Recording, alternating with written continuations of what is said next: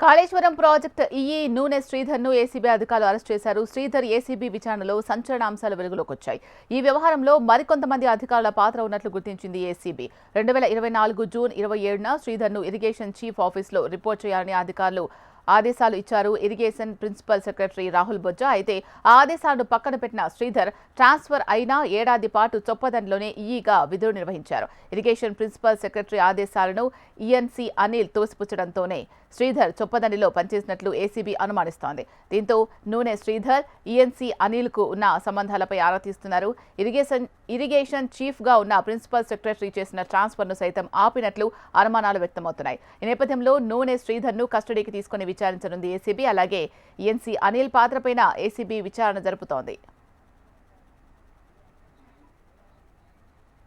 పూర్తి అంశానికి సంబంధించి మరింత తాజా సమాచారం అందించడానికి మా హైదరాబాద్ బ్యూరో చీఫ్ రమణ సిద్ధంగా ఉన్నారు. రమణ, చెప్పదండి నీటిపారుదల శాఖ ఈఈగా పనిచేసినటువంటి నూనె శ్రీధర్ ఆయన ఆల్రెడీ అరెస్ట్ రిమాండ్ లో ఉన్నారు.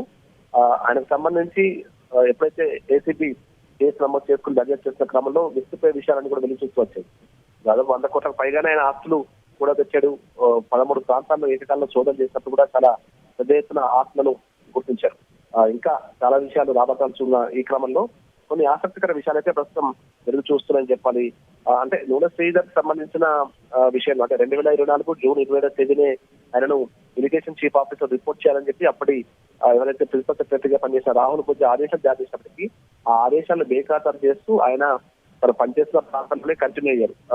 అది అప్పుడు చెప్పడంలోనే కంటిన్యూ కావడం, దాదాపు ఏడాది పాటు అట్లాగే ఆయన కంటిన్యూ అవడం కూడా పలు అనుమానం సాగించింది. అప్పటి ఈఎన్సీ అనిల్ సంబంధించి ఆయన సపోర్ట్ తోనే ఎంత జరిగినట్టుగా అయితే కూడా ఆరోపణలు వినిపిస్తున్నాయి.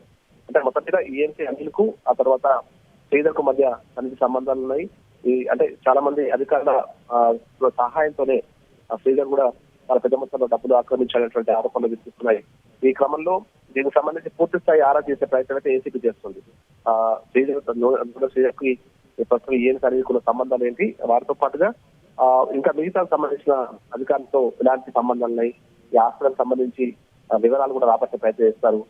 ఇంకా ఆయన బ్యాంక్ లాకర్లు ఓపెన్ చేయాల్సింది ఇవన్నీ కాబట్టి ఆయన వచ్చే రోజుల్లో ఇప్పుడు ఆల్రెడీ పిటిషన్ కూడా వేశారు. కస్టడీ పిటిషన్ కోర్టు అనుమతిస్తే అప్పుడు ఆ కస్టడీ ద్వారా విచారించి మరిన్ని విషయాలు రాబట్టే ప్రయత్నం చేస్తారు. మొత్తం మీద కాళేశ్వరం ప్రాజెక్టులో భాగంగా అప్పుడు ఇరిగేషన్ శాఖలో పనిచేసిన పలువురు అధికారులు పెద్ద ఎత్తున అవినీతి పాల్పడ్డారనేది ఆరోపణ ప్రధానంగా ఏసీబీ చేస్తుంది.